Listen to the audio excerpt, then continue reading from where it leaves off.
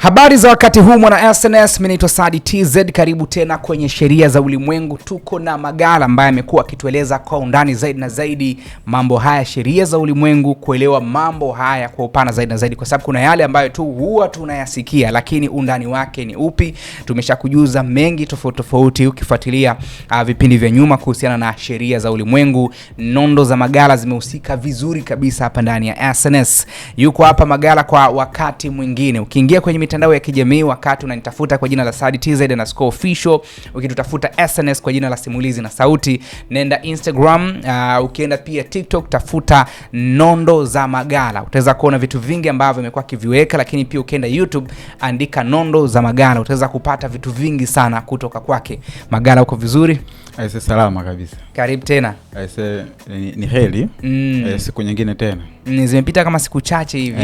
Ni kweli. Kuna muda umepita kidogo hapa. Tuseme ni mwezi ni mwezi nadhani. Mwezi. So hatujazungumza kuhusu haya nadhani. Mara ya mwisho tulizungumza mambo mengi kweli kweli. Umezungumzia biashara ukagusia kidogo. Kabisa. Lakini pia kipindi cha nyuma tuligusia masuala ya tuligusia ndoa lakini sio kwa undani zaidi. Tukazungumzia masuala ya mtu kuweza kujisafisha, tunasema yale mabalaa baada ya kutoka labda na wanawake wengi ama wanaume wengi, si ndio?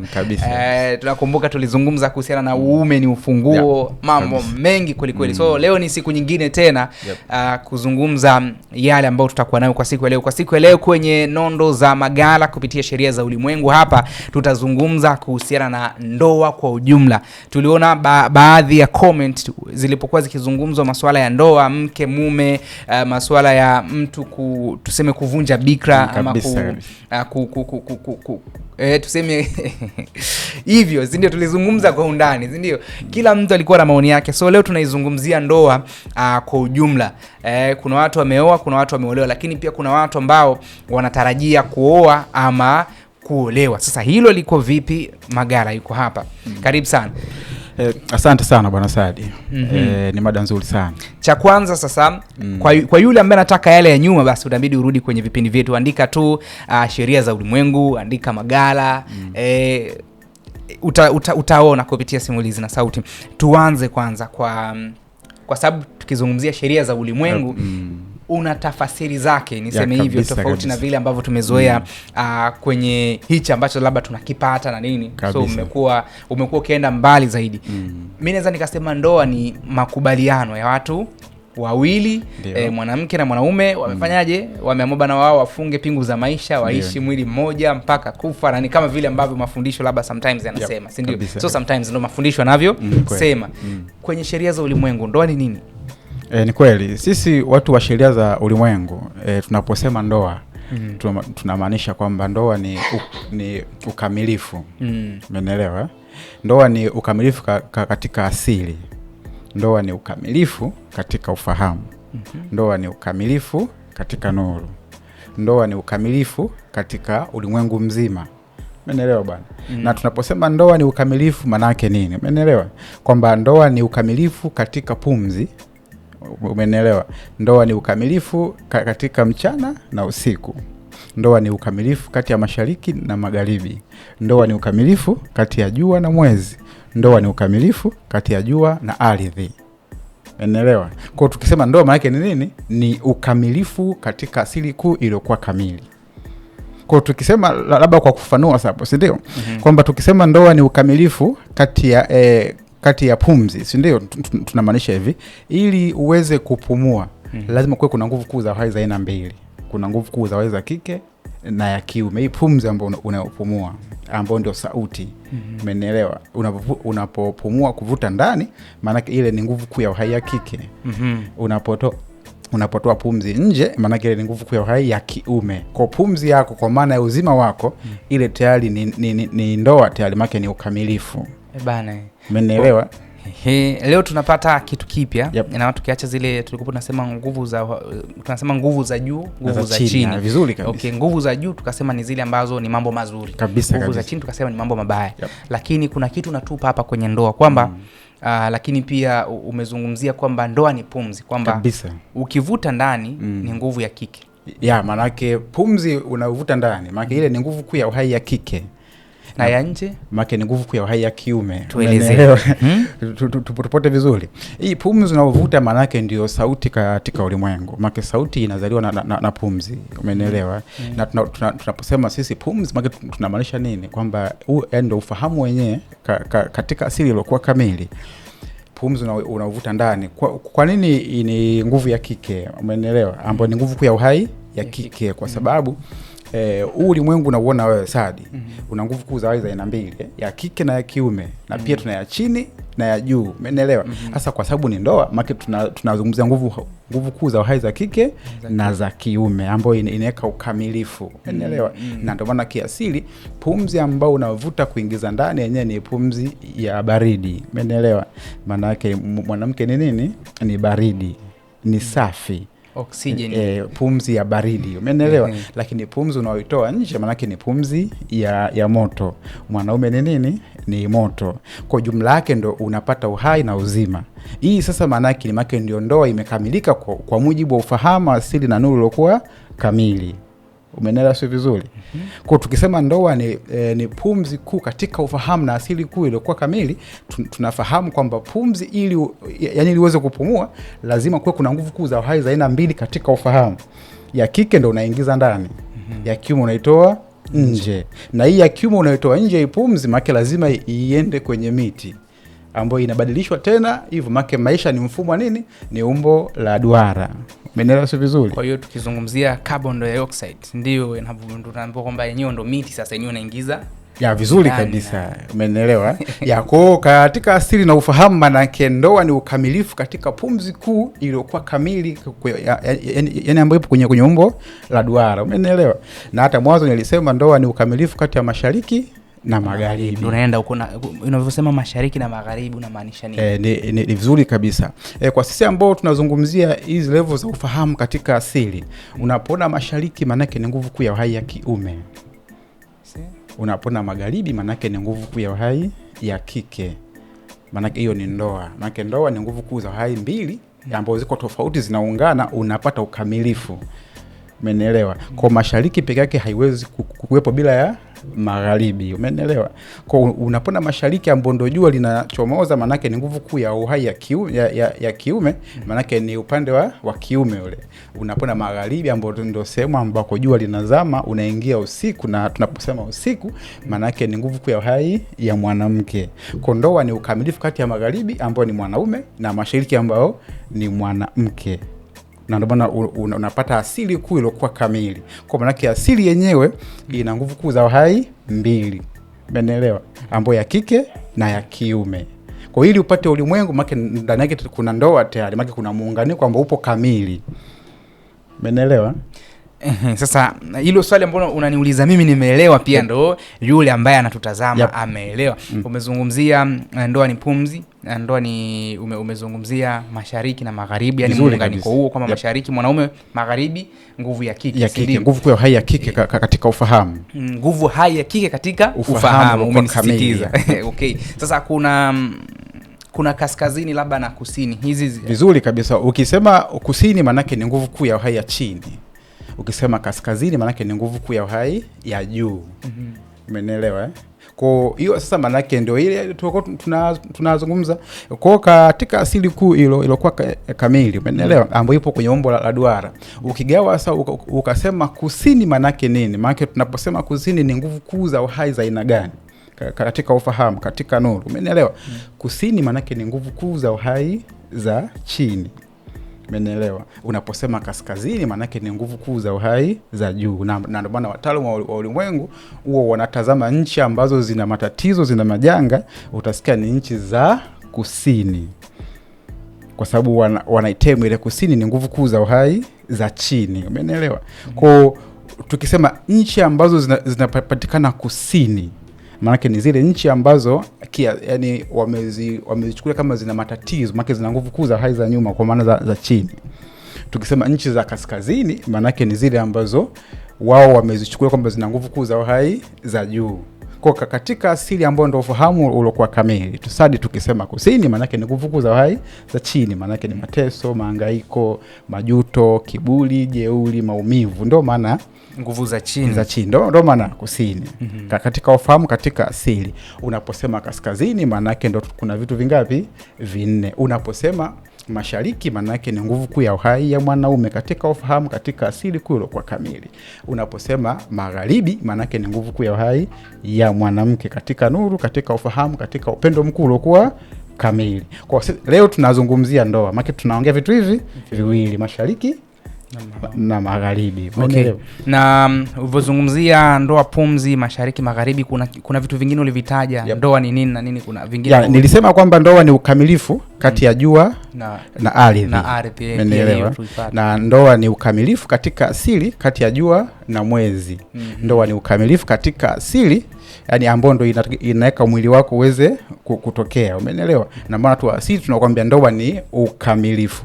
Ndoa ni ukamilifu kati ya jua na ardhi. Kwa maana gani? Umeelewa?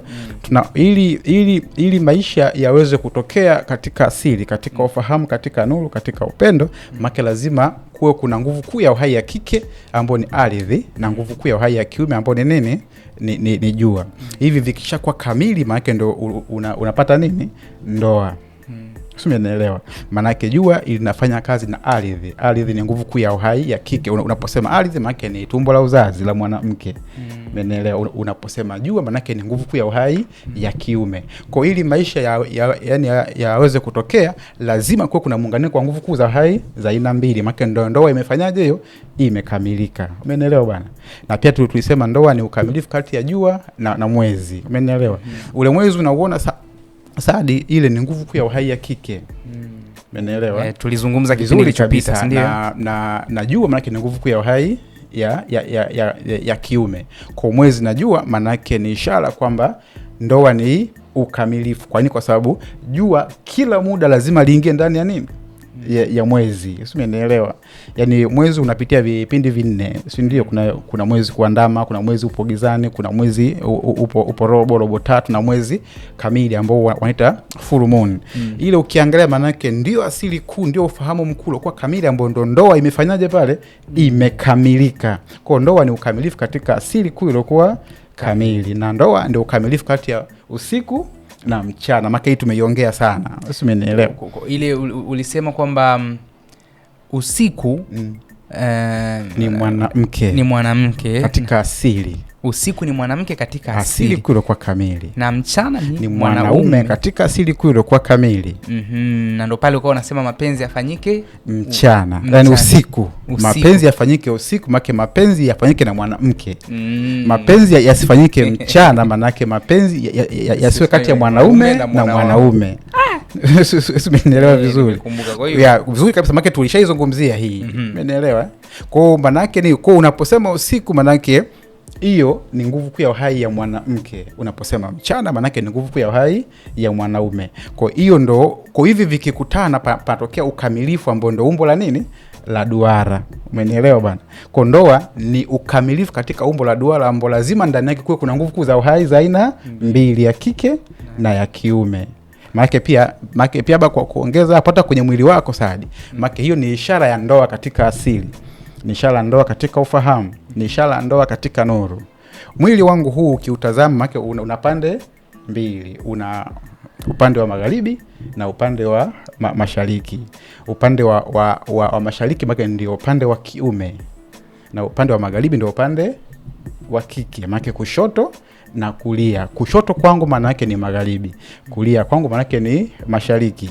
Kwa nina upande wa magharibi ambao ni upande wa kushoto, maana ni nguvu kuu ya uhai ya kike. Nina upande wa mashariki ambao ni upande wa kiume ambao ni nguvu kuu ya uhai ya kiume. Kwa mwili wako una pande hizi mbili ambao ndo imefanyaje hiyo? Kwa maana ili utokee Saidi maana lazima kuwe kuna nguvu kuu za uhai za aina mbili. Una upande wa kushoto na upande wa kulia, ndo patokea ukamilifu sasa kwenye umbo la duara. Kwa maana ndoa ni nini? Ndoa ni ukamilifu katika asili, ufahamu, nuru, na sasa kulikuwa kamili. Okay. Sasa tukiwa tunazungumza kuhusu ndoa, tunasema kuna mambo ya kuzingatia katika kwenda kuoa, kwa sababu mwanaume anaoa, mwanamke anaolewa. Kabisa, ndio. kabisa. Tuseme sasa ni mchana unaenda kuoa usiku. Vizuri, na ndio iko hivyo. Kwa tafsiri sasa kulingana na sasa iliyo kamili. Kwamba usiku unaenda mchana unaenda kuoa, usiku kwamba mchana ni mwanaume, usiku ni mwanamke. Sasa niende kwa mfano sijui nianze kuizungumzia mahari ama niende ni mambo gani ya kuzingatia kwenye sasa kuu iliyo kamili kwenye sheria za ulimwengu, kwenye mambo ya kuzingatia kwenda kuoa ama mtu kuolewa. Vizuri. Tuanzie hapa kwenye mambo ya kuzingatia. Mambo ya kuzingatia, si ndio? Kwamba yapi ambayo inapaswa uzingatie katika ufahamu. Ndio unataka kuoa, si ndio?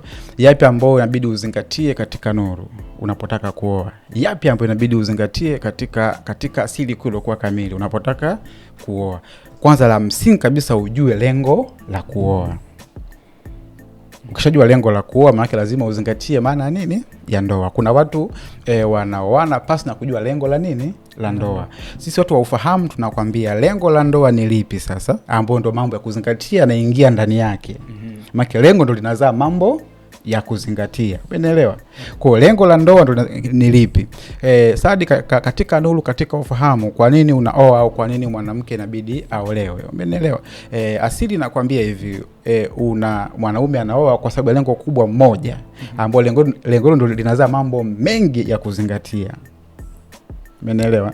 Lengo la kwanza, mwanaume anaoa ili tu aweze kuingia katika asili yake, katika ufahamu wake, katika nuru yake, katika upendo wake ambao anaupata wapi? Kwa mwanamke. Anaingia kwa njia gani? Anaingia kwa njia ya nguvu kuu ya uhai ya usiku. Umeelewa? Yaani nitasema tena hapo, lengo la kuoa ni lipi? Lengo la kuoa ni kumfanya mwanaume aweze kuingia kwenye ulimwengu wa nani? Wa mwanamke. Muda gani? Muda wa usiku. Na kumbuka mwanamke ndio usiku wenyewe. Ulimwengu wa usiku ni nini? Manake mwanaume anaoa ili apate utulivu, ili apate amani, ili apate upendo, ili apate furaha. Ndio lengo la kufanyaje? La kuoa. Sasa labda hivyo vitu anavipataje sasa?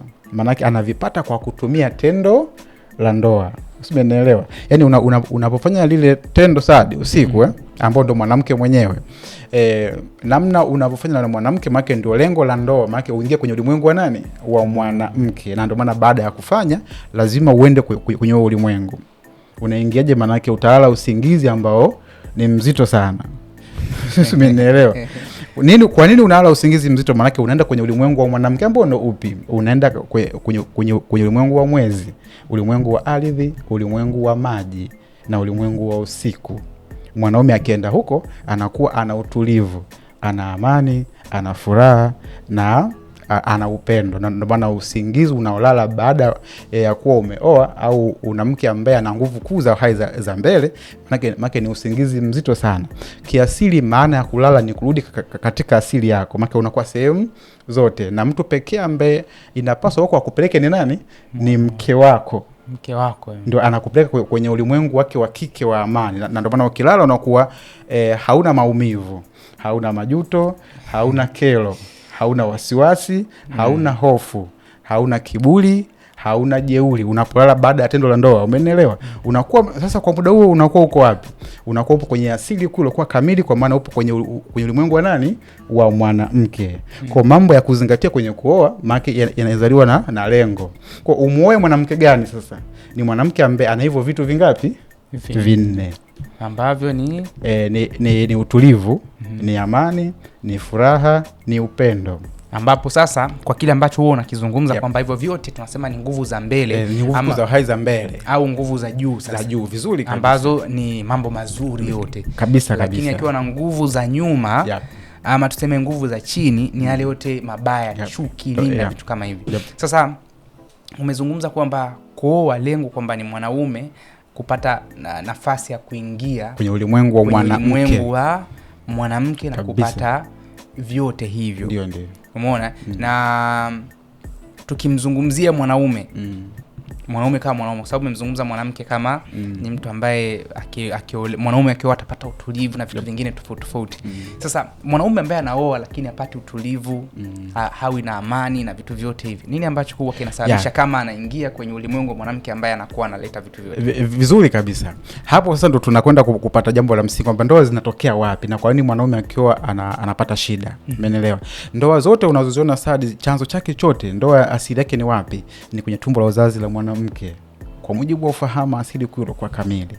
Kwa mujibu wa nuru kuu kwa kamili. Ndoa chanzo chake ni mwanamke, ni tumbo la uzazi la mwanamke. Maana yake ndoa chanzo chake ni ardhi, kwa maana ya mwanamke nani? Ardhi. Ndoa chanzo chake ni mwezi. Ndoa chanzo chake ni maji. Ndoa chanzo chake ni usiku. Maana yake ndoa inatoka kwenye tumbo la uzazi la mwanamke la ardhi. Ndoa inatoka kwenye tumbo la uzazi la mwanamke mwezi. Ndoa inatoka kwenye tumbo la uzazi la mwanamke ambao ni maji, ambao pia ni nini? Ni usiku. Umeelewa? Sasa ili tumbo la mwanamke inabidi liwe lina nguvu kuu ya uhai ya mbele. Maana ndio ndoa yenyewe, ndio chanzo cha nini? Cha ndoa. Mwanaume anaoa tumbo la uzazi la mwanamke ambao ni nguvu kuu ya uhai katika asili kuu iliyokuwa kamili. Kama umeoa, maana yake umeoa tumbo la uzazi la mwanamke. Umeelewa? Ambao ni nini hicho? Maana ndio nguvu kuu katika asili kuu iliyokuwa kamili. Sasa ile tumbo maana yake lazima liwe nini? Liwe safi. Umeelewa?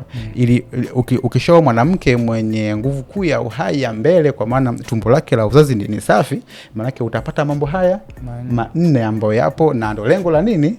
La ndoa. Ambao ni amani, utulivu. Vizuri kabisa. Tunaposema tumbo la uzazi la mwanamke sadi, maana yake ndio usiku wenyewe, ndio furaha yenyewe, ndio utulivu wenyewe, ndio upendo wenyewe, na ndio amani yenyewe. Nini maana? Ndo maana tumbo la uzazi la mwanamke kwa mujibu wa asili na nuru kuu iliyokuwa kamili. Umeelewa? Na mwanamke, kwa nini tunasema unaoa tumbo la uzazi? Si ndio? Kwa sababu ndio nguvu kuu ya haya nani? Ya mwanamke hiyo. Umeelewa? Wanawake wote sasa unawaona upata furaha kuanzia tumboni. Wanawake upata amani kuanzia tumboni.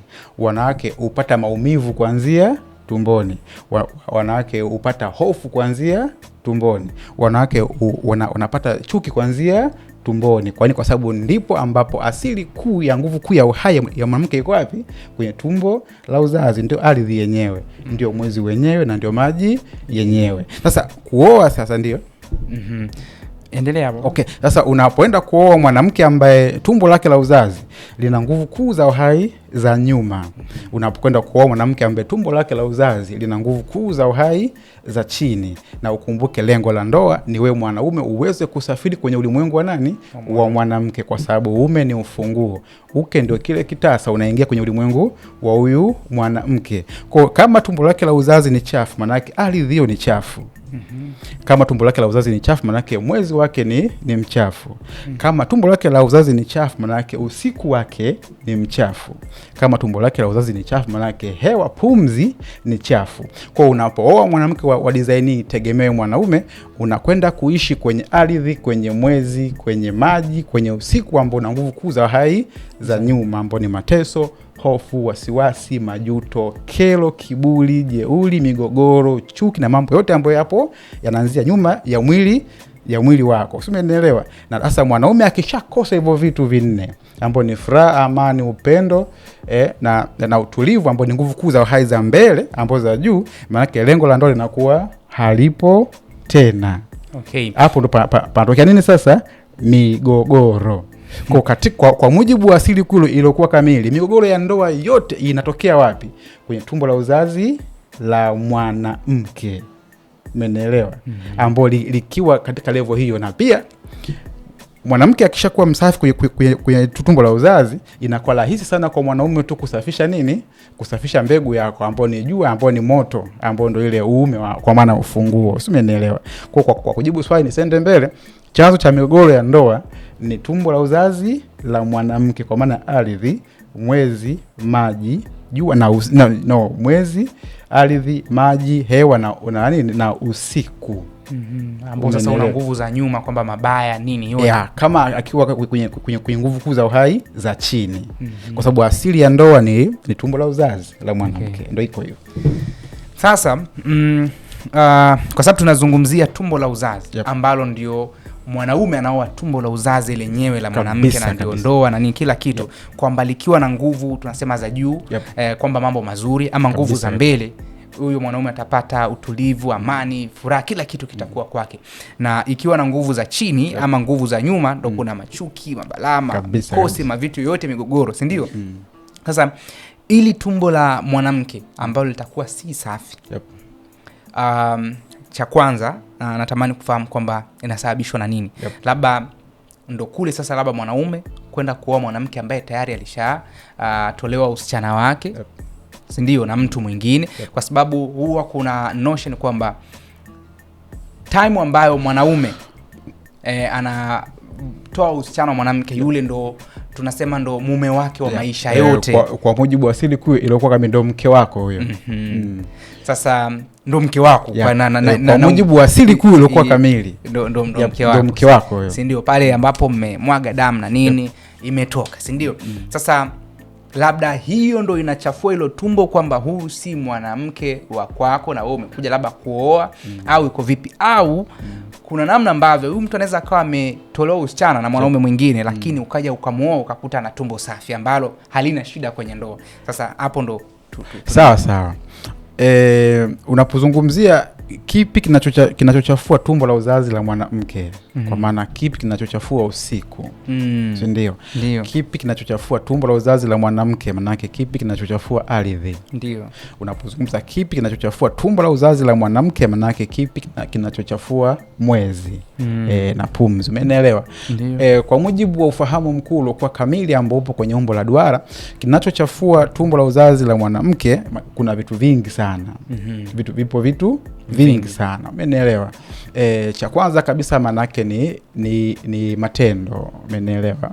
Matendo, maneno, hisia, sauti, mitazamo, mbinu na mikakati yote ambayo mwanamke anaifanya yeye au watu wa ukoo wake hupelekea mwanamke kuchafuka tumbo la uzazi, yani ndo asili kuu katika ulimwengu, ambapo ndo nguvu kuu ya uhai ya mwanamke ilipo, umeelewa? Kwa tukianza labda na sauti, umeelewa? Sauti zinachafua sana tumbo la uzazi la mwanamke. Sauti. Nini maana sauti? Maana yake ni pumzi, maana yake ni hewa. Nini maana sauti? Maana yake ni nguvu kuu ya uhai ambayo inapanda hizi mbili, na nguvu kuu ya uhai ya kike na ya kiume, umeelewa? Sauti maana yake ndio chanzo cha kila kitu. Sauti ndio ipo kwenye umbo la duara, umeelewa?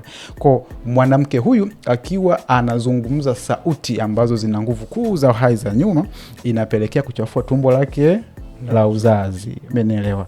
Sauti inatoka wapi katika asili? Sauti inatoka sehemu zote. Sauti inatoka katika miti, katika hewa, katika maji, katika sehemu zote, umeelewa? Sio vizuri. Na ndio maana wanawake kwa sababu wao ndio wana nguvu kuu za uhai za juu, kwa maana za mbele, wanatakiwa wawe sauti zao wanazozitamka, ambao ndio nguvu kuu ya uhai katika ufahamu, katika asili, ziwe zipo za mbele, umeelewa? Unapozungumza maneno, manake nafikiri unafahamu, sauti haifi, maneno hayafi. Make ni nini? Ni nguvu kuu ya uhai. Kwa unapozungumza maneno ambayo ya kuharibu, kwa maana nguvu kuu za uhai za nyuma, yanapelekea kuchafua tumbo lako la uzazi. Kwa nini? Kwa sababu maneno pia yani ni sehemu ya ardhi. Maneno yanatoka katika nini? Katika ardhi. Na tumesema kwamba mwanamke ni nini? Ni ardhi, umeelewa? Na ndio maana katika ufahamu, katika nuru, katika asili, wanawake wao ndio wana nguvu kuu za uhai za namna hiyo. Inabidi sauti zao ambao ndio pumzi zao, umeelewa, ziwe zinazungumza mambo ya nguvu kuu za uhai ya mbele tu, ili asichafue nini? Tumbo lake la uzazi. Cha kwanza hicho. Hayo ni maneno ambayo anaongea yeye ama anazungumziwa na watu? Vizuri kabisa, anauzungumza yeye, umeelewa? Yani yeye kuna wanawake maneno anaozungumza yeye ni maneno ya hofu, maneno ya chuki, maneno ya hasira, maneno ya wasiwasi, maneno ya kiburi, maneno ya kejeli. Kumbuka mwanamke nguvu zake ziko wapi? Tumboni. Kwa unapozungumza maneno ya chuki, maana yake unaharibu nini? Tumbo. Unapozungumza maneno ya wasiwasi, unaharibu nini? Tumbo. Unapozungumza maneno ya hofu, unaharibu nini? Tumbo. Unapozungumza maneno ya kiburi na jeuri, unaharibu nini? Tumbo. Unapozungumza maneno ya migogoro, maneno ya chuki, unaharibu tumbo, kwa sababu mwanamke ni nguvu kuu ya uhai ya tumbo la uzazi. Kwa cha kwanza kinachoharibu matumbo ya uzazi ya wanawake wengi kwa mujibu wa ufahamu na asili kuu iliyokuwa kamili ni maneno, nguvu kuu ya uhai ya pumzi. Kwa mfano maneno gani akijizungumzia labda? Vizuri kabisa. Maneno ya chuki, kwa maneno mengi, si ndio? Pengine mwanamke anamsema mwanamke mwenzake.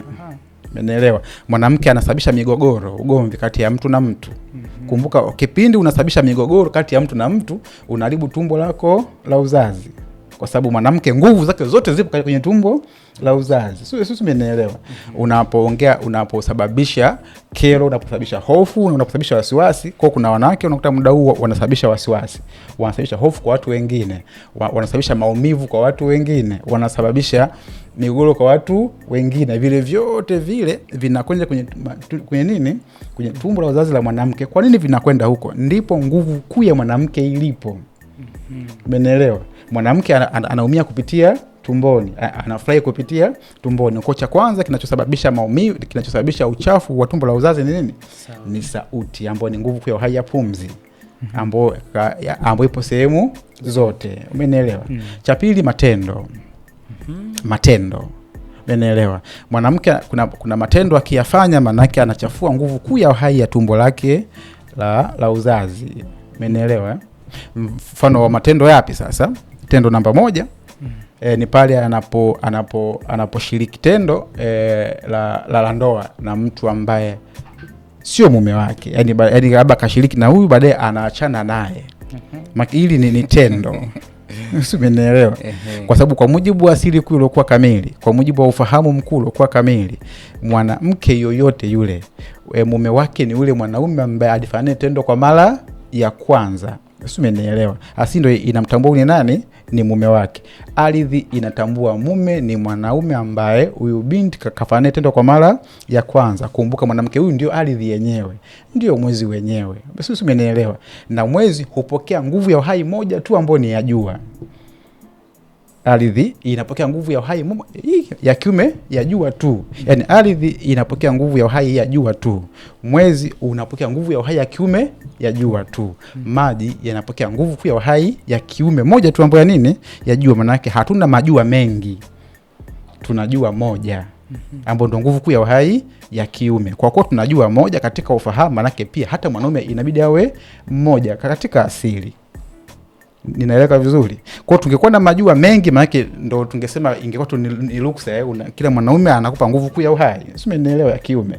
Lakini kwa sababu katika ufahamu, katika nuru ambayo ipo kwenye umbo la duara, tunajua moja ambayo jua hilo ndo linaeneza nini sasa? Nguvu yake kwenye maji, kwenye mwezi na kwenye ardhi, ambayo ndo nguvu kuu ya uhai ya kike. Maana yake pia mwanamke yoyote inapaswa apokee nguvu kuu ya uhai moja, maana mwanaume mmoja. Kwa hiyo sasa kwenye ulimwengu tunasema sheria za ulimwengu kwenye sasa kamili, kwamba mwanaume alimvunja tusema alimtoa usichana, mwanamke msichana fulani, ndio yule ndo mume wake mpaka dunia. Vizuri kabisa. Ndio na hapo sasa ndio ina maana kama huyu mtu alishiriki jambo na huyu mwanaume, ina maana kuna uchafu utakuwa umeingia sasa kama mtu ana nguvu za nyuma. Vizuri kabisa. Na ndio maana sasa nafikiri tuligusa kipindi kilichopita kwamba tendo la ndoa nini maana ya mke wa mtu sasa. Umeelewa? Ni mwanamke yote ambaye ameshiriki tendo la ndoa na mtu mwingine. Maana yote ni mke wa mtu kwa mujibu wa asili na ufahamu na nuru. Umeelewa? Sasa kuna shida moja ambao wanapitia sana mama zetu, dada zetu, shangazi zetu. Umeelewa? Kwamba anajikuta anakuwa na watu wengi sana kama mnyororo wa kufanya tendo la ndoa. Asili inakataa, asili inagoma, nuru inakataa, ufahamu unagoma, kwa sababu wewe ni mwanamke lazima uwe na nguvu kuu ya uhai moja, kwa sababu nguvu kuu ya uhai ya kiume iko hii moja, kwa maana ya jua, kwa maana ya moto. Umeelewa? Lakini za kike ziko nyingi sana. Umeelewa? Sasa anajikuta ameshiriki tendo la ndoa pengine na mwanaume wa kwanza akaachana naye. Kumbuka yeye ni ardhi, anaposhiriki na mtu ile zinaa, maketa yule mtu kaingia katika ardhi yake. Umeelewa? Mwanaume ule ume ndio ufunguo wenyewe. Anaingia kwenye ulimwengu wa kike. Kwa mwanamke anajikuta kashiriki na watu wengi sana, maana ardhi yake, mwezi wake, maji yake na usiku wake kuna nguvu kuu za uhai za wanaume wengi. Sasa tayari mwanamke anakuwa sio salama, maana kashavunja sheria za nini za ulimwengu, kwa sababu inabidi awe na mtu mmoja. Yeye tayari kashaweka vitu vingi sana kiasili. Unapozungumzia mwanaume ni nani, umeelewa? Tulishasema siku ile, si ndio? Mwanaume ni nguvu kuu ya hai ya hofu, wasiwasi, hasira, tamaa, chuki, kiburi na jeuri. Na ndio maana anaoa ili aende akasafishwe kwa nani? Na mwanamke ambaye ni nguvu kuu ya hai ya upendo, utulivu, furaha na amani. Sasa mwanamke huyu tayari naye kaama kwenye asili yake ambayo ni upendo, amani, furaha na utulivu. Sasa yupo kwenye asili ya kiume ambaye naye ana kiburi, chuki, malingo, majivuno, kero, maumivu na kadhalika. Tayari akiolewa na mwanaume mwingine, maana tayari lengo linakuwa halipo. Lakini kwa nini kafikia hapo sasa? Ardhi yake, maji yake, mwezi wake na usiku wake mwanamke una ufunguo nyingi. Una nguvu kuu za hai za kiume nyingi.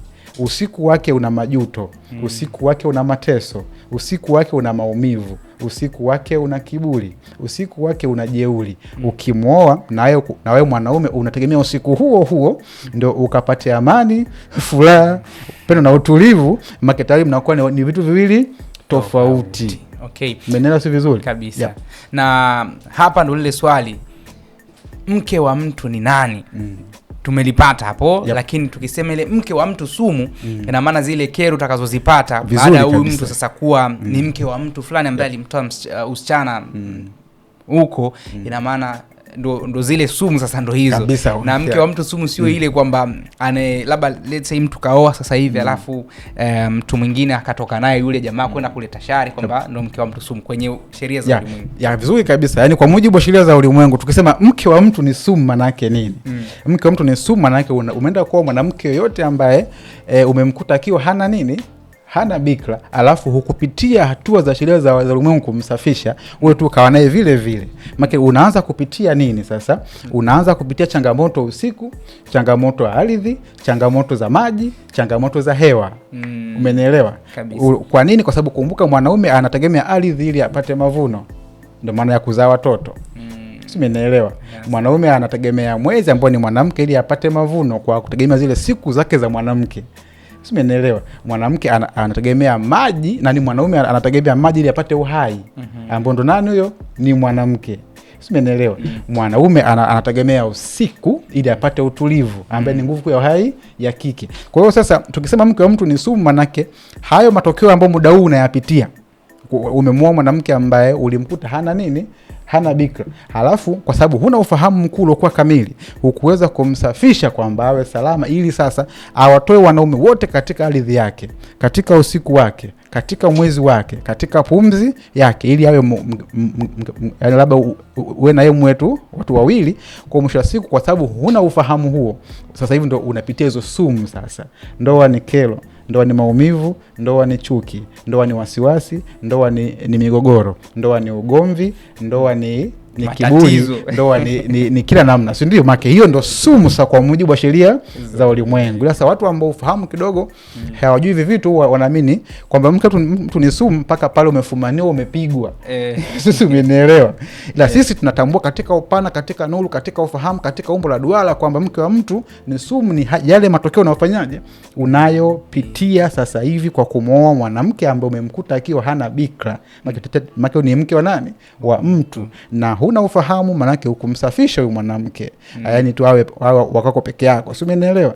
Sasa lazima upitie asili kuu, lazima ionyeshe kwamba yenyewe inafanya kazi kwa kunyoka. Ndio haya ambayo muda huu unayapitia. Okay. Na mwana SNS Magala alitupitisha vizuri kabisa kwenye namna ya kujisafisha, yani kumsafisha mwanamke ambaye tayari alishaondolewa usichana wake ili awe wa kwako sasa. Ndio tukasema ni kama kuirudisha bikra au no, yani ni kumfanya wa kwako, yani kuondoa zile uchafu. Sio kwamba tunairudisha bikra ifai. Yani kwa hivi tukisema bikra ni nini? Kwa mujibu wa ufahamu, kwa mujibu wa nuru, kwa mujibu wa sasa kule kwa kamili, bikra ya mwanamke huwa haitoki kama yule mtu ambaye kaanza naye mpaka leo yupo naye. Ninaeleweka? Bikra ya mwanamke huwa haitoki kama kaanza na yule mtu ni huyu ni mmoja, basi ulimwengu unamtambua kwa ni bikra moja kwa moja. Bikra ya mwanamke inatoka pale anapoama kwa mtu mwingine wa pili. Ninaeleweka Tukisema katika ufahamu, katika nuru, katika sasa kule kwa kamili, umeelewa? Kwamba mwanamke bikra ni mwanamke gani?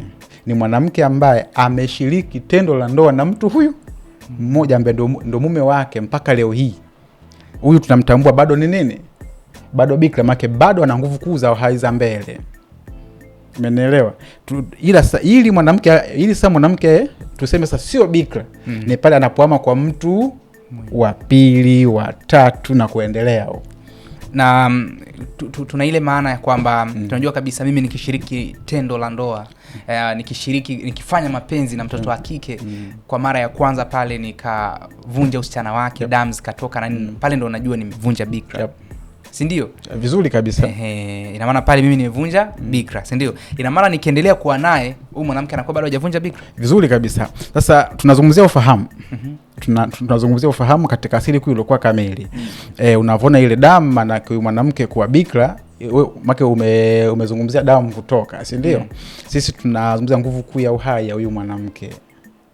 Tupote mwanamke bikra tunamtegemea awe na nguvu kuu za za aina hizi 4 ambazo zimebebwa na ile damu unayoiona pale. Maana ni ishara ya nguvu kuu ya uhai za vitu 4. Damu ile maana yake ni nguvu kuu ya uhai ya utulivu ambayo ni ya kike. Damu ile maana ni ishara ya nguvu kuu ya uhai ya amani ambayo ni ukike. Damu ile ni ishara ya nguvu kuu ya uhai ya furaha na upendo ambayo ni nini? Ni mwanamke. Ambapo mwanamke huyu anaendelea kuwa nini? Kuwa bikra moja kwa moja kwa mujibu wa ufahamu na asili kuu iliyokuwa kamili. Ila bikra yake itatoka akiama kwenda kwa mtu mwingine, maana anachafua ile chain yake.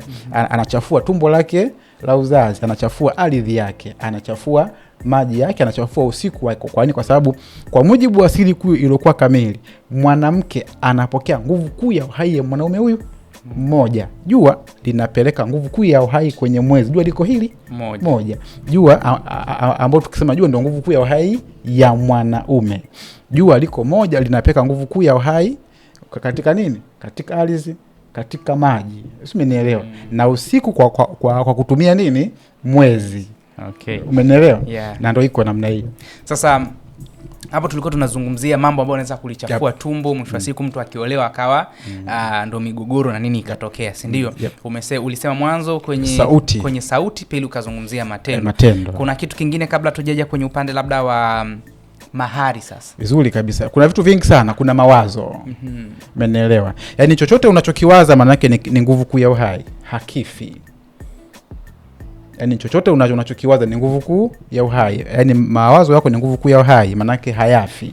Umeelewa? Kwa ukiwa na mawazo, mwanamke akiwa na mawazo ambayo yanasababisha chuki, yanasababisha hofu, wasiwasi, kero, migogoro na kiburi, mawazo yale yanachafua tumbo lake la uzazi. Kwa sababu mwanamke kwa mujibu wa asili kuu iliyokuwa kamili, yeye ndio nguvu kuu ya uhai ya mbele.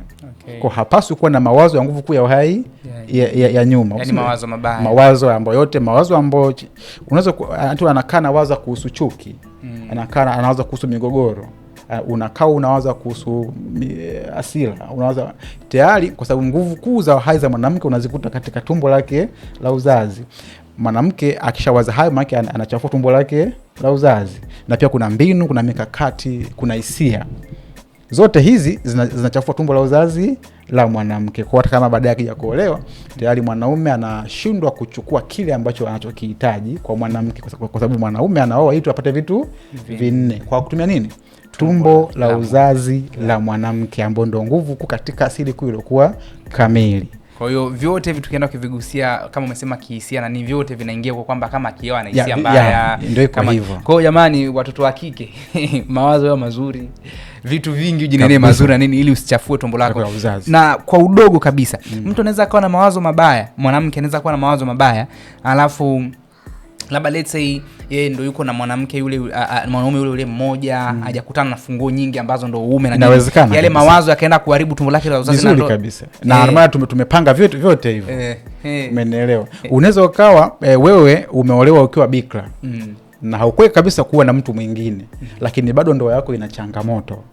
Yaani kuna watu wameolewa wakiwa ni mabikra, lakini bado ndoa zao zina changamoto. Ndoa zao bado mwanaume hapati yale malengo ya nini? Ya ndoa. Maana sisi katika ufahamu, katika asili na katika nuru, tunaangalia huyu sawa kaolewa akiwa bikra, lakini mawazo yake yakoje?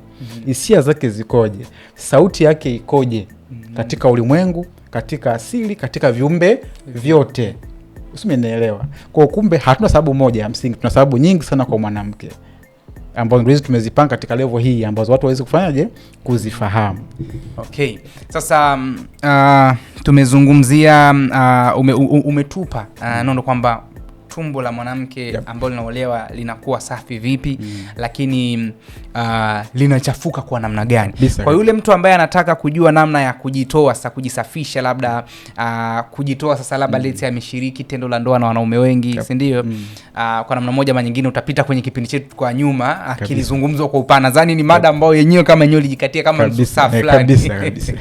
Okay, lakini pia sasa hapo nataka niingie kwenye mahari, lakini naomba utugusie kwa udogo. Tumemzungumzia tu mwanamke kwamba mwanaume anaingia kwenye ulimwengu wa mwanamke kupitia uume ambao ndio ufunguo na ndoa, si ndio?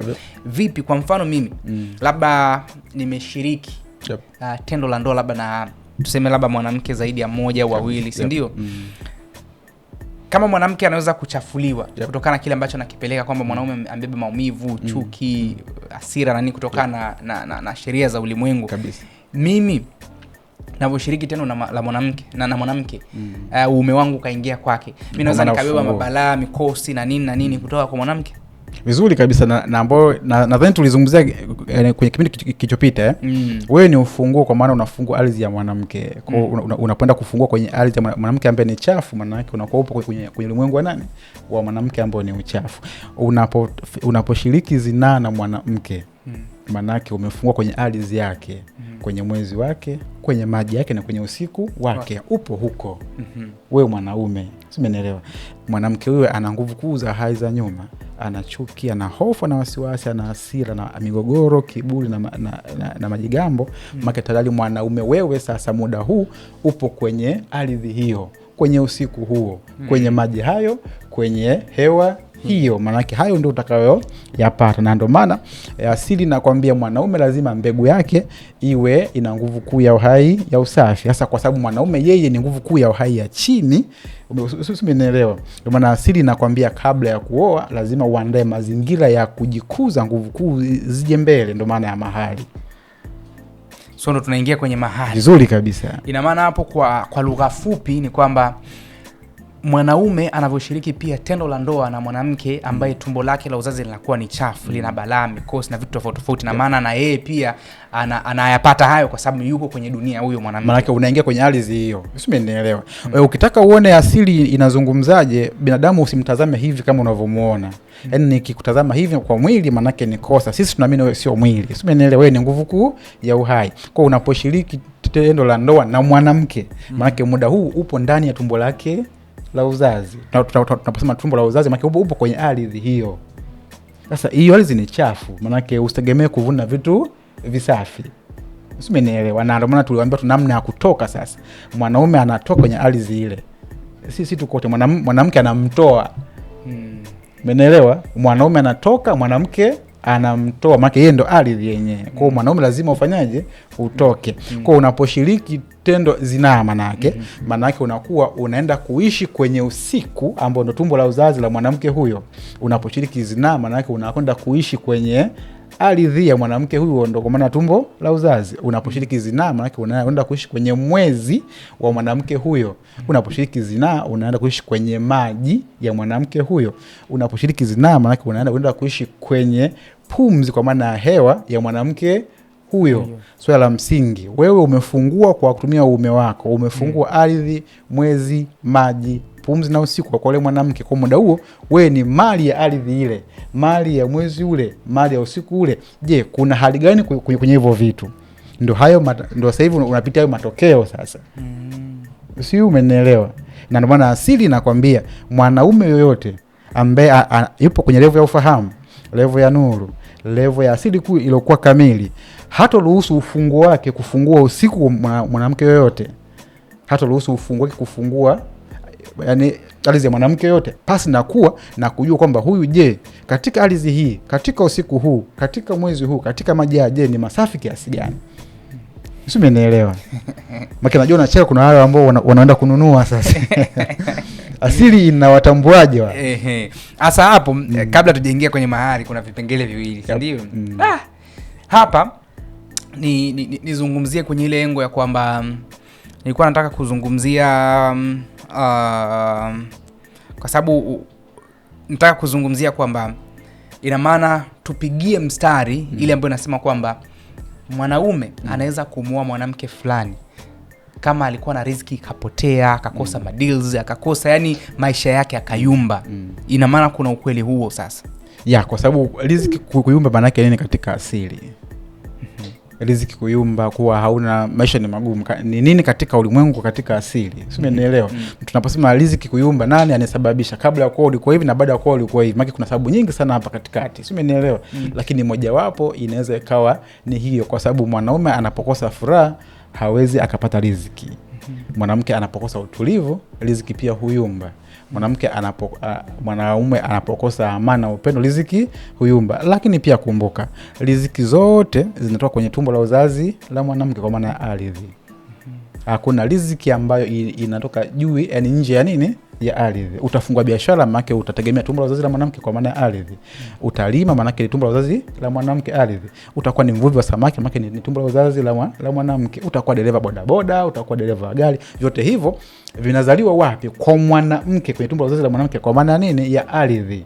Kwa unapooa mwanamke mchafu, maana ardhi ni chafu, haiwezi kukupa kile ambacho unachokihitaji. Maana yake utakosa riziki, utapata migogoro. Umenielewa? Kuna ndio tunaoa pia, kwa sababu tunategemea maisha yawe kwenye nguvu kuu ya uhai ya juu. Umenielewa? Kwa hebu labda tuongee kwa kina kidogo. Unapataje amani kwenye ardhi chafu? Ni ngumu. Utapataje riziki sehemu ambako hamna amani? Ambayo ni ngumu sana kwenye sheria za ulimwengu. Umenielewa? Kwa yote haya yanakujaje? Ni pale tu ambapo binadamu kaacha kuzingatia asili kuu iliyokuwa kamili na kuja na mambo yake tofauti na hayo. Ndio maana sasa hivi mwana ndoa imekuwa ni shida, si ndio? Kwamba mtu ajui kumbe napoa mwanamke maana yake nimemiliki vitu vitano. Umenielewa? Umemiliki vitu vitano. Cha kwanza umemiliki ardhi. Cha pili umemiliki mwezi. Umemiliki maji, umemiliki hewa, umemiliki usiku. Vyote hivi mwanaume ndio vitakupa utulivu, maana pia utakuwa na riziki za kutosha. Vitakupa amani, utakuwa na riziki ya kutosha. Vitakupa upendo, utakuwa na riziki ya kutosha. Vitakupa furaha, utakuwa na riziki ya kutosha. Mwanaume anategemea tumbo la uzazi la mwanamke aweze kufanikiwa. Likiwa chafu hawezi kufanikiwa, likiwa safi anafanikiwa. Unaoa tumbo la uzazi la mwanamke, nguvu kuu za uhai ngapi? 5. Ndio maana ya ndoa. Okay, so hapo ni kuwa makini tu wakati unaenda kuchukua bibie, na bibie pia huwa makini si ndio bana?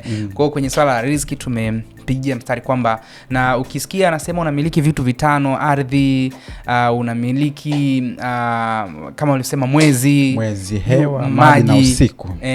Hiyo yote ni tafsiri tunasema ya sheria za ulimwengu, kwamba inamtafsiri hivyo mwanamke ndio yuko kwa uhai ya kike. Sasa hapo nilisema tumezungumzia kwenye upande huo, lakini nizungumzie pia kwenye engo nyingine. Okay, tumeigusia. Okay, tutagusia pia swala la nguvu za kiume huko ndani ya ndoa, lakini twende kwenye mahari. Lakini pia kuna kitu kinaitwa nyota. Unaambiwa bana, huyu mtu labda umemuoa, kuna kuzingatia nyota na nini na nini hapa. Sasa twende kwenye nyota wakati wa kuoana kama vitu vya kuzingatia, ama twende kwenye mahari? Tuanze na mahari. Twende mahari sasa. Mahari inazingatiwaje kwenye sheria za ulimwengu?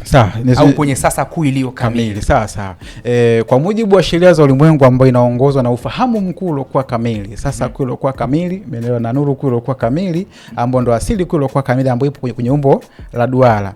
Nini maana ya mahari?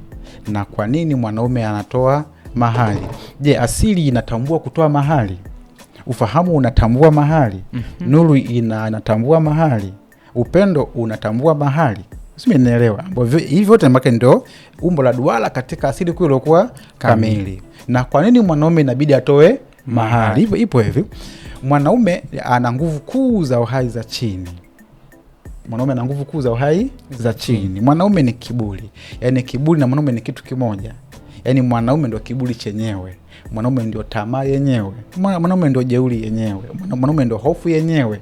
Mwanaume ndio wasiwasi wenyewe. Mwanaume ndio ndio majivuno, majigambo yenyewe. Sasa asili inamwambia kwa sababu wewe ndio una nguvu kuu za uhai za aina hiyo, kwa unapoenda kuoa sasa inabidi utende jambo lenye nguvu kuu za uhai za mbele ili upate mke uweze kuishi naye vizuri. Ndio maana ya mahari. Tunaelewana vizuri? Kwa sababu mwanaume ndio tamaa, ndio kiburi, ndio hofu, wasiwasi, malingo, majigambo na maumivu. Kwa asili inamwambia ili aweze kuoa mwanamke sasa wawe salama, ili amfikie level ya mwanamke ile ambayo ni tumbo la nini, la uzazi, mwanaume inabidi afanye tendo lenye nguvu kuu za uhai za mbele, tendo la upendo, ili afikie level ya mwanamke kwenye tumbo lake la uzazi ambayo ni amani, furaha, upendo na utulivu. Ndio inaoja issue ya nini? Issue ya mahari. Nini maana mahari kwa mujibu wa asili? Mahari ni nguvu kuu ya uhai ya mbele ambayo mwanaume anaitoa kwa mwanamke ili mwanaume huyu apande level ya upendo, aweze kuishi na mke wake vizuri. Kupanda level ya upendo? Yaani amfikie mwanamke. Yaani hapo kivipi? Yaani kupanda level kabisa. Unapotoa mahali katika asili, maana yake unakuwa umetengeneza umepanda level kuu ya upendo. Na ndio maana mahali namba 1 katika ulimwengu, katika ufahamu, katika asili, katika nuru, uwaga ni wanyama. Umeelewa? Kwa nini mwanaume anatoa mahali? Mwanaume anatoa mahali ili aondokane na nguvu kuu za uhai za chini ambazo ndio asili yake, ndio ufahamu wake, ili apande level ya mwanamke ambaye ana nguvu kuu za uhai za upendo, ili wakaishi vizuri. Kwa mahali ina faida kwa nani? Kwa mwanaume. Na ndio maana asili inatambua kuna aina za mahali. Sio mahali zote ambazo asili inafanyaje? Inazitambua. Na ndio maana mahali ya kwanza ni mahali ya wanyama. Kwa mwanaume anapotoa mahali ya wanyama, labda umetoa ng'ombe, umetoa mbuzi, asili inatambua kwamba mwanaume huyu katengeneza nini? Katengeneza tendo la upendo kwa wanyama. Unaenda kuwapa wakwe wanyama, kipindi wanyama hawa waenda kwa wale wakwe wakiwa wanachungwa, maana ndoa hii inakwenda vizuri. Wakiwa wanalishwa vizuri, maana ndoa hii inakwenda vizuri. Wakiwa wanahudumiwa vizuri, maana ndoa yako inakwenda vizuri. Ndio maana ya kutoa wanyama. Unatoa wanyama kama nguvu kuu ya uhai ya upendo kwa wakwe kule, kwa ule mke wako, ili mwanaume aweze kuondokana na zile nguvu zake za uhai za asili. Ndio maana huwezi kuoa bila kutoa nini? Mahali kwa mwanaume. Sisi tumeelewa. Kwa mahali ndio huamua ndoa iweje. Maana mahali ndio mbegu ambapo mwanaume anafanyaje? Anaipanda ili amue ndoa yake iweje. Kwa unapoona watu wanatoa mahali ya wanyama, sisi watu wa asili kuu ilikuwa kamili na watu wa ufahamu mkuu uliokuwa kamili, tunakwambia tenda jambo lenye upendo wewe mwanaume, ili iweje sasa? Ili upande level ya tumbo la uzazi la nani? La mwanamke. Umeelewa? Katika nini? Tunatambua kwamba unapowapa wazazi wanyama, hii nitairudia tena, maanake wale wanyama wakienda kule, namna wanavyotendewa ndivyo ndoa yako itakavyokuwa. Yaani ukiwapa, yani kwa mfano mimi nimeenda kutoa ng'ombe, mbuzi, wale ng'ombe wakiwa wanachapwa na ndoa yangu itakuwa inajichapa. Wewe ndo umetoa nguvu kuu ya uhai. Asili kuu ilikuwa kamili. Umepeleka ng'ombe kwa ishara kwamba unataka we mwanaume mahali ile ikusaidie iweze kuendesha ndoa yako. Mahali ndio inaamua ndoa iweje. Maana ni nguvu kuu ya uhai katika ndoa ambapo mwanaume anaipanda ili imsaidie aweze kumiliki tumbo la uzazi la nani? La mwanamke. Amiliki vitu vitano, si ndio? Unatoa mahali ili umiliki ardhi, umiliki jua, umiliki ardhi, maji, mwezi, hewa na usiku. Ndio maana ya kutoa nini? Mahali. Kwa mahali yako lazima iwe na ishara ya upendo katika asili, katika ufahamu, katika nuru ambayo ipo kwenye umbo la duara. Si umeelewa? Ndio maana unatoa wanyama. Nini maana wanyama? Maana wanyama ni nguvu kuu ya uhai. Wanyama ni kila kitu. Ng'ombe ukimzungumzia maana yuko sehemu zote. Ng'ombe katoka kwenye ardhi, kwenye majani, kwenye maji, kwenye jua, yuko sehemu zote. Na wewe na ng'ombe mna nguvu kuu ya ufahamu moja, lakini mna ufahamu ni moja, taaluma ndo tofauti. Sisi tumeelewa. Ndio maana unakwenda kutoa wanyama, maana yake unatoa nguvu kuu ya uhai na ambao na wewe pia inakuhusu, kwa sababu wewe na ng'ombe ni kitu kimoja katika ufahamu, katika asili. Maana wote mmetokana na nguvu kuu ya asili moja. Ndio maana unatoa ile wale wanyama. Sasa ukiwa unalenga nini kama mahali yako? Unalenga kwamba wewe mwanaume ni tamaa. Kwa kupitia ng'ombe wako unapunguza nguvu ya nini? Ya tamaa. we mwanaume ni kiburi. Kupitia mahali yako unapunguza nini? Kiburi. We mwanaume ni majigambo, majivuno, jeuri, chuki, wasiwasi, migogoro. Kwa mahali yako ya ng'ombe, kwa sababu ni asili yenyewe, ni kila kitu katika ulimwengu, ndio maana unatoa hivyo vitu. Kwa kazi ya mahali ni kumfanya mwanaume asili iweze kumtambua kwamba ametenda jambo lenye nguvu kuu ya uhai, ya upendo wa juu. Kwa manufaa ya nani sasa? Ya mwanaume mwenyewe, ili aweze kumiliki tumbo la uzazi la mwanamke. Umenielewa? Sasa hapo kwenye swali ulivyoniuliza umenielewa. Tunaenda vizuri kabisa. Nadhani pia na huyu ambaye anatufuatilia anajiuliza ameelewa. Mimi na maswali mawili hapo. Sasa umezungumzia mahari, umelenga sana kwenye mahari ya mifugo, si ndio? Vipi kama nimetoa pesa? Vizuri kabisa. Na kabla tujaenda kwenye pesa, hapo kwenye mahari ya wanyama labda ng'ombe au mbuzi. Kama nimetoa mbuzi au ng'ombe na walichinjwa, swali la msingi sana, wakatumika yani kwa labda moza, swali la msingi sana bwana, swali zuri sana.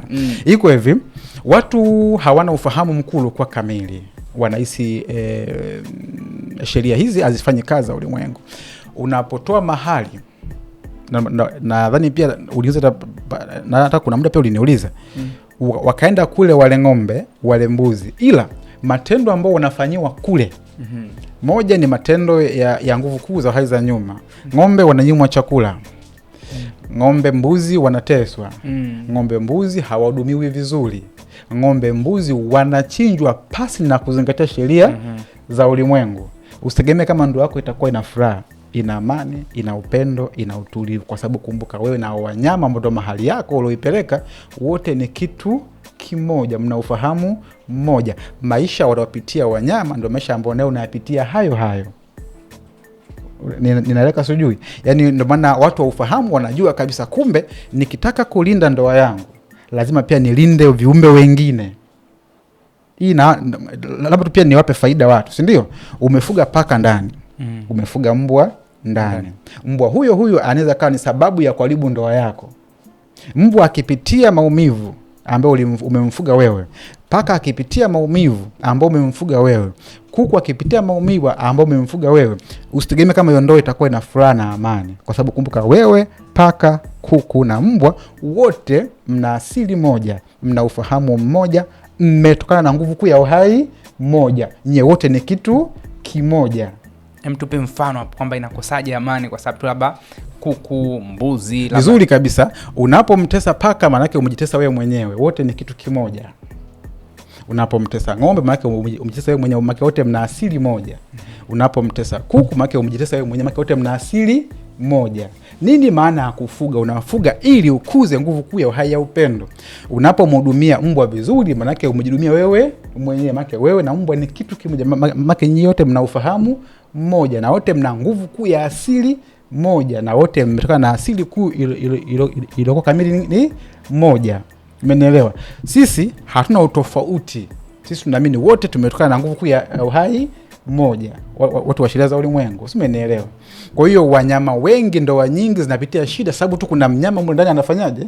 Yaani una mbwa wako akiteseka maana yake unajitesa wewe mwenyewe, maana wewe na mbwa ni kitu kimoja, mna asili moja, mna ufahamu mmoja. Si umenielewa? Yaani wote katika asili, katika ufahamu, katika nuru, katika upendo ni kitu kimoja. Na ndio maana asili ikawaambia watu watoe nini? Mifugo kama mahali, kwa sababu unapotoa mfugo maana yake umejitoa wewe mwenyewe upande ule, kwa ishara ya upendo, kwa ishara ya nguvu kuu ya uhai, kwa ishara ya asili kuu iliyokuwa kamili, kwa ishara ya ufahamu ambayo ipo kwenye umbo la duara. Sasa wale uliowapa hiyo mifugo sasa ndio huko hawafahamu, yani hawana ufahamu mkuu uliokuwa kamili, hawana uelewa katika asili kuu iliyokuwa kamili. Wanaanza kuwatendea wale wanyama nguvu kuu za uhai za nyuma. Kuwatesa. Kumbuka ng'ombe ulimtoa mahali, mbuzi ulimtoa mahali akiwa anateswa, maana yake unateswa na wewe pia. Wanateswa na watu wote ambao wanaokaa katika jamii ile, kwa sababu wote sisi tumetokana na nguvu kuu ya uhai moja. Kwa lengo la kutoa mahali ya kwanza katika asili wanyama, maana yake ina manufaa kwa nani? Kwa mwanaume, ndio mbegu yake, ndio nguvu kuu ya uhai ambao mwanaume anaitegemea iendeshe ndoa yake ilivyo. Umeelewa? Na ukumbuke mahali haifi na mahali haiishi. Yaani unapotoa ile mahali maana yake inaendelea kuwepo moja kwa moja kupitia matendo, kupitia maneno na kila kitu. Utapeka wanyama kule, watakuwa wapo siku zote, watahudumiwa, wataishi mahali haijawahi kuishi kwa, yani mahali waga hainaga mwisho kwa mujibu wa asili, ufahamu na nuru kule kwa kamili. Mahali siku zote ipo, na mwanaume mahali ndo anaitegemea sasa iendeshe ndoa yake. Sasa watu hawana huu ufahamu, yani wameshindwa kuishi kwenye asili kule kwa kamili. Kwa wajikuta sasa hivi imekuwa ndoa ni shida sana. Kwa kuna zingine zinakuwa shida kwa sababu ya mahali waliotoa inapitia changamoto kule. Ninaeleweka na mahali haiishi kwa mujibu wa asili. Yani haina mwisho. Ndio nikakuuliza swali, kwa mfano nimetoa mbuzi, ng'ombe wamechinjwa. Yeah. Inaweza ika-affect vizuri kabisa ndoa yangu au ndoa yoyote yule? Vizuri kabisa. Kwa nini ina affect? Nini maana ya kuchinja? Na pia ni mada hiyo kabisa inajitegemea. Nini maana ya kuchinja? Kuchinja maana yake unahamisha kiumbe kutoka kwenye mwili kuwa kiishi sehemu zote. Umeelewa? Nini maana ya kuchinja? Maana tunaamini hakuna kinachokufa. Mwili ndio unafanyaje? Unakufa. Sasa kuna watu wanachinja wanyama kipindi wanapitia maumivu katika mwili, wanapitia hofu, wanapitia kero, wanapitia wasiwasi. Umeelewa? Na mnyama hapaswi kuchinjwa hivyo. Ndio hata watu wanaokula nyama ambayo imechinjwa au mnyama aliuliwa kwa maumivu, kwa kero, kwa hofu, wasiwasi na majuto, maana yake nyinyi mnaokula mnaingiza ile nguvu kuu ya uhai ya yule mnyama. Tunaelewana vizuri? Kwa wazazi upande ule wakimchinja mnyama pasi na kuzingatia kwa mujibu wa sheria za ulimwengu, kwa mujibu wa ufahamu, kwa mujibu wa nuru, kwa mujibu sasa kule kwa kamili, lazima uchinje kiumbe kwa mujibu wa sheria za ulimwengu. Sio tunachinja mnyama yule anapitia hizo changamoto zote hizo. Umeelewa? Kwa wakimchinja akipitia maumivu, akipitia hofu, akipitia wasiwasi, akipitia kero, akipitia chuki, ndio yako itakuwa hivyo hivyo. Kumbuka wewe na mnyama ni kitu kimoja kwa mujibu wa asili kuu iliyokuwa kamili. Wewe na mnyama wote mmetokana na asili kuu iliyokuwa moja. Wewe na mnyama wote mna ufahamu mmoja. Wewe na mnyama wote mpo katika umbo la duara. Kwa hakuna utengano kati ya wewe na mbuzi, wewe na ng'ombe. Wewe ni kila kitu katika ufahamu. Katika ufahamu, katika nuru, katika upendo. Kwa pale kichinjwa ni kama unachinja ndoa pale. Vizuri kabisa. Kwa hiyo inaweza ikawa nyinyi mnaendelea kuishi maisha ya ndoa, kumbe ndoa yenu ilishachinjwa kule na imeisha. Yaani mnaishi lakini mahali yenu kule bado inaendelea kuwa ina shida. Wanyama kumbuka hakuna kinachokufa na hizi hiyo unaikumbuka, si ndio? Yeah. Yule mnyama alichinjwa kwa chuki, alichinjwa kwa maumivu, alichinjwa kwa hofu, alichinjwa kwa mateso. Ile mateso ndio nguvu kuu ya uhai. Yanakuwa yako sehemu zote paka kwenye ndoa yako. Ina maana je, kama alichinjwa kwa sababu sisi tunafurahia kusherekea na nini, kuna ubaya? Kufurahi maana yake unafurahi wewe, ila yeye anapitia hatua gani? Kwa hiyo sisi tunaona vizuri. Yaani yeye mnyama kipindi anachinjwa, ilizingatiwa sheria za ulimwengu, ilizingatiwa misingi ya upendo, ilizingatiwa misingi ya nuru, ilizingatiwa misingi ya utulivu kwake yeye, kwa sababu hivi viumbe unavyoviona sisi na venyewe ni kitu kimoja. Kwa unaweza kwa sababu nishenda sehemu moja nilishuhudia, kuna bwana mmoja alimpiga mnyama lungu. Lungu kabisa. Kampiga lungu, mnyama lukaluka ile, akaenda akachinja pale. Sisi tunatambua kwamba kitendo cha kumpiga mnyama lungu analukaluka, makita anatengeneza nguvu kuu ya uhai katika ulimwengu, katika ardhi, katika maji, katika hewa, katika mimea, sehemu zote. Maana mnyama ni nguvu kuu ya uhai ya kila kitu. Maana yake hao wanakula hiyo nyama, maana wanakula kile kitu wanachokiona pale. Sio, umeelewa? Na mwingine alikuwa na kuku, akamchinja kuku afu akamwacha papa, afu akamwachia kuku akao lukaluka, yani anatapata hapa. Afu wao wanacheka, yani wanafly, ndo kama swali lako lilosema sisi tunafly, ila yule kuku anapitia nini pale?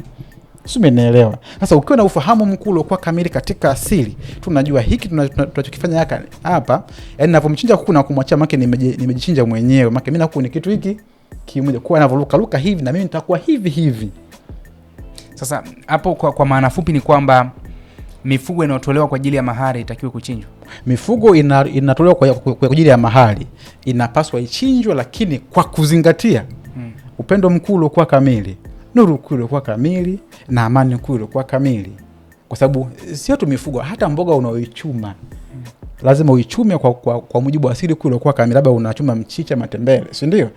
Lazima uzingatie asili kule kwa kamili, maana utaratibu kwa maana ya upendo mkule kwa kamili, asili kule kwa kamili. Kwa unachinja lakini kwa kuzingatia ufahamu na asili kule kwa kamili. Sasa unafuga kwa kuzingatia ufahamu na asili kule kwa kamili. Unalea kwa kuzingatia ufahamu na asili kule kwa kamili. Manake kumbuka, ukimlea vizuri ng'ombe umejilea wewe mwenyewe. Ukimlea vizuri mbwa umejilea wewe mwenyewe. Ukimlea vizuri paka umejilea wewe mwenyewe. Wote nyinyi mna nguvu kuu ya uhai moja, mna asili moja. Hapo sasa, ili mtu kwa sababu tunazungumzia mahari, ili upande ambao wamepewa mahari waweze kuchinja na isilete madhara upande mwingine, wanatakiwa kufanyaje? Ni kitu gani kinatakiwa kufanyika? Wewe na ufahamu huu unaozungumza hapa sasa. Ukishakuwa na ufahamu huu kwamba kumbe mnyama huyu na mimi ni kitu kimoja, maana lazima utaanza kumtendea matendo kama unamtendea mwanao, kama unajitendea wewe mwenyewe. Na hata kama ukitaka labda kula ile nyama, lazima utakuwa ni mnyenyekevu, utakuwa na utulivu, si tukote, utakuwa na upendo kwa yule mnyama, kwa sababu tu unataka uchukue nguvu yake ya uhai. Kula mnyama maana yake unachukua nguvu ya uhai ya yule mnyama. Sio umeelewa? Ndio maana ya kula. Sasa unachukua nguvu kuu ya uhai ya mnyama alikufa kwa mateso. Maana na wewe unakuwa ni sehemu ya mateso, alikufa kwa uoga. Maana na wewe unakuwa sehemu ya ule uoga, alikufa kwa wasiwasi. Na wewe unakuwa sehemu ya ule wasiwasi. Na ndio maana kuna utaratibu wa kuchinja mnyama, kama ukijua kwamba mimi na mnyama tuna asili moja, sisi tukote. Huo utaratibu sasa ndo maana sasa mada utaratibu ni mrefu. Maana mada ni ndoa. Okay. Nikopo nazungumzia hapo kwenye engo ya mahari, lakini tutakuja kuzungumzia sasa huo utaratibu. Vizuri kabisa. Lakini sasa tumeenda kwa muda. Natamani tuzungumzie, kwa sababu tunazungumzia ndoa, tuzungumzie issue ya nyota kwenye swala la ndoa, lakini swala la nguvu za kiume kwenye ndoa ni jambo pia pana. Tabii tuje tuzungumzie kwenye kipindi chake, kwa sababu limekuwa ni tatizo umeone kubwa kabisa. Nyota zinahusikaje kwenye ndoa? Unaambiwa kwamba ukitaka kuoa na nini, kuna masuala ya nyota na vitu vingine tofauti. Sawa, nafikiri kwanza mimi leo tugusie nguvu za kiume, hapo kwenye nyota, manake vinaendana kidogo, usimeelewa? Okay, yani tuache kidogo nguvu za tuache nyota, maana katika ufahamu, katika asili kunini maana ya nyota, katika ufahamu nini maana ya nyota. Sisi tunaamini nguvu kuu ya uhai. Okay, sasa umeelewa? Tunaamini kuna nguvu kuu ya uhai katika ufahamu, tunaamini kuna nguvu kuu ya uhai katika asili, kuna nguvu kuu ya uhai katika upendo, tuna nguvu kuu ya uhai katika nuru, ambapo vyote vipo katika umbo la duara. Umeelewa? Kwa nyota nyota manake kuna watu wataalamu hivyo vitu. Sisi ni watu wa sheria za ulimwengu na sio watabiri. Okay. Yani engo yangu nimesema nyota, nikiwa nazungumza kwamba kwenye sheria za ulimwengu kuna kitu kinahusishwa na nyota wakati mtu anataka kuoa ama kuolewa, kwa sababu tunaona kwamba bana huyu nyota yake na huyu haviendani, ndio maana wanakuwa na shida. Lakini hapa umezungumza kwenye sheria za ulimwengu, tumbo na nini, kitu ambacho kinaweza kuleta shida. Sasa nataka yani kama kipo utasema kipo na utakizungumza. Kama kipo unaweza kusema hicho kitu sisi hakipo, la sisi tunajali hakipo. Okay, basi ndio kitu kama hicho. Maana kwenye sheria za ulimwengu yote ambayo nazungumza kuhusiana na migogoro na vitu vingine tofauti yanatokana na nguvu kuu ya uhai ya kike, kwa maana tumbo la uzazi la mwanamke. Okay, kumbe huko hamna masuala ya nyota sio kwamba sasa uchukue huyu ulinganishe hapa ufanye hivi, nyota ya mbuzi hivyo havipo. Sawa. Sisi umeelewa? Hivyo hatuna kabisa. Sisi tunaamini katika ufahamu, katika asili. Kwamba wewe ukishakuwa na ufahamu tunaelewa vizuri kabisa kwamba umuoe nani usimuoe nani, mwanamke kabla ya kuolewa aweje na baada ya kuolewa aweje. Okay, safi. Sasa issue ya nguvu za kiume na masuala ya nguvu za kike kwenye ndoa nayo ni mada kubwa kabisa. Tunaweza tukaipiga kidogo, lakini nini kinasababisha nguvu mapungufu? Labda let's say tunaona hivi mtu analalamikiwa mapungufu ya nguvu za kiume, au wanasema pia kuna mapungufu ya nguvu za kike. Kuna mwanamke ambaye unakuta labda let's say ana changamoto zake tofauti, umeona? Kwenye sheria za ulimwengu tukizungumzia na kwenye ndoa imekaa sawa. Sasa sisi watu wa sheria za ulimwengu, kwanza hatuna dhana inaitwa upungufu wa nguvu za kiume wala upungufu wa nguvu za kike. Ili mwanamke akwambie huyu ana upungufu wa nguvu za kiume, lazima mwanamke huyo awe ameshiriki tendo na mtu zaidi ya mmoja. ila mwanamke uliyemwoa bikra hajui kama una nguvu za kiume au hauna. Anajua hivi ndivyo ilivyo. Vizuri kabisa. Tunaona vizuri Yeah. Kwa mujibu wa asili kuu iliyokuwa kamili na nuru kuu iliyokuwa kamili ambayo ipo kwenye umbo la duara, sisi hatuna nguvu za kiume wala nguvu za kike, kuwa ndogo au kuwa nyingi. Ili mwanamke akwambie hivi, mume wangu ana upungufu wa nguvu za kiume, manake mke huyu ulimoa tumbo lake la uzazi limepokea funguo nyingi, kwa analinganisha. Ila mwanamke ambaye tumbo lake la uzazi limepokea funguo moja tu ambayo ni ya kwako, manake ulimoa akiwa bikra, hawezi kujua kama hizo ni nguvu ni nyingi au ni chache, kwa sababu wewe na yeye ndio wewe unafanya kwa mara ya kwanza. Si tukote. Kwa kinachosababisha kuwe kuna upungufu wa nguvu za kiume au wingi wa nguvu za kiume, maana yake ni baada ya wanawake matumbo yao uzazi kupokea funguo nyingi, na wanawake hawa maana kwa mujibu wa asili kule kwa kamili wana nguvu kuu za uhai za nyuma. Umeelewa? Wana nguvu kuu za uhai za nyuma. Ila mwanamke bikra hajui kama hiyo ndio nguvu zako ndio hizi, urefu ndio huu, upana ndio huu, tunafanya dakika moja, tunafanya masaa mawili, tunafanya sekunde, hajui chochote kuhusu hilo jambo. Ila akitoka nje sasa, baada ya kuchafua ile bikra yake, ya kuchafua tumbo lake la uzazi, ndo anajua kwamba kumbe kuna kulinganisha. Tunaona vizuri Kwa katika asili kuu iliyokuwa kamili, sisi tunatambua hivi. Najua labda tuongee kidogo hapa, si ndio? Labda tuanze nyuma kidogo.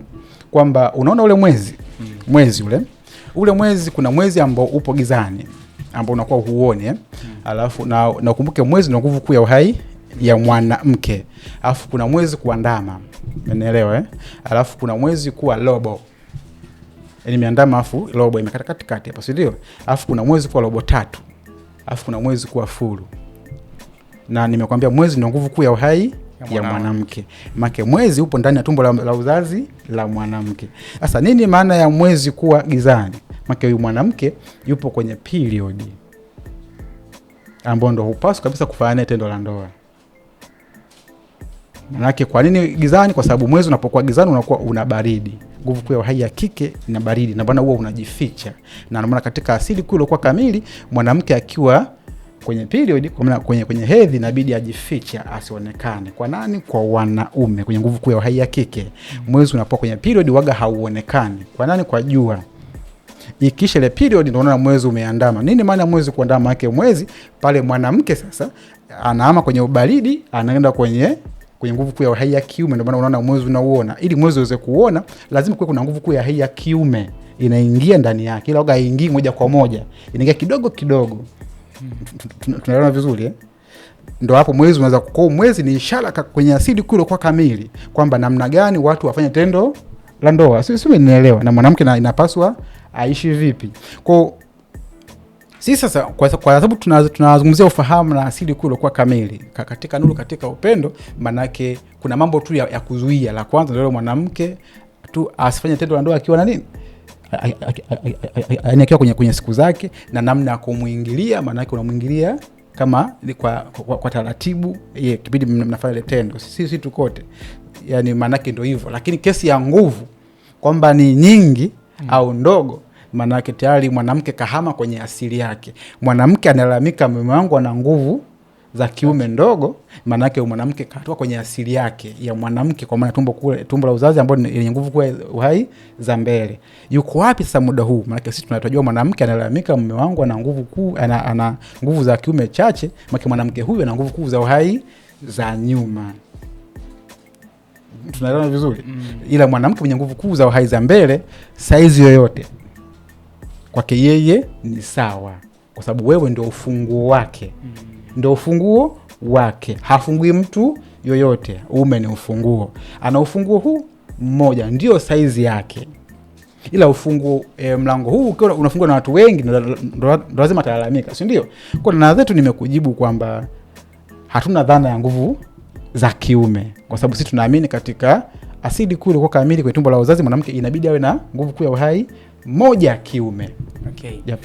Sasa tumezungumza mambo mengi sana kwenye dhana ya ndoa kupitia nasema sasa iliyo kamili, sheria za ulimwengu na kujua mengi kweli kweli. alishazungumza mengi kuhusiana na namna ya kujitoa kama mwanaume umeshachafuka na yale ambayo umekutana, kwa sababu fungo yako labda imetumika sana, si ndio? Mwanamke labda kama kuna fungo nyingi ziliingia kwako, si ndio? Alishaeleza kwa upana kupitia vipindi vyetu vya nyuma. Ukienda Instagram andika Nondo za Magala, ukienda YouTube Nondo za Magala, ukienda TikTok ni Nondo za Magala. Yes, tutajia namba ya simu na chochote ambacho unaona cha kumalizia kwenye session hii ya ndoa kupitia sheria za ulimwengu. Sawa, namba ya simu ni 0654 25 60 70. 0654 25 60 70. Umeona? Cha kumalizia hapa tungekuwa tuna muda leo tungapa labda njia nyingine ya kutumia pumzi. Namna ya kujikwamua na yote haya. Kwa kutumia pumzi unaovuta hii. Maki kila siku tutakuwa tunapa njia moja, si ziko nyingi. Umeona, maki tuna njia nyingi sana. Kuna njia tu ya pumzi unaopumua, pia ni njia moja wapo ya kufanyaje, ya kujisafisha. Kuna njia za wanyama, njia za ndege, njia za wadudu, njia za ardhi, njia za mwezi. Tuna njia nyingi sana katika asili, katika ufahamu na katika nuru kuu iliyokuwa kamili ambayo ipo katika umbo la duara. Okay. Na naamini itakuwa ni topiki yake, kwa sababu nakumbuka siku ile tulizungumza kuhusu tu kujisafisha kwa njia ile ya mboga zile na nini, tulitumia muda mrefu. So naamini kwenye session nyingine tutaandaa session ya kujiondoa kwenye mambo yote machafu. Ulishiriki tendo la ndoa na mtu ambaye alikuwa na tusema nguvu za chini, iwe ni mwanamke na nini. So itakuwa sehemu kwa ukubwa wake, si ndio? Kabisa. Yes, mengi atazidi kufuata. Endelea kutufuatilia Simulizi na Sauti. Najua wewe una maoni mengi kweli kweli kwa kile ambacho tumekizungumza, weke kwenye uwanja wa comment. Shukrani sana Magala kuwa na sisi. Endelea kumfuatilia kwenye mitandao yake ya kijamii ambayo nimekutajia. Mimi naitwa Sadi TZ, nyuma kamera amesimama Maganga. Ai.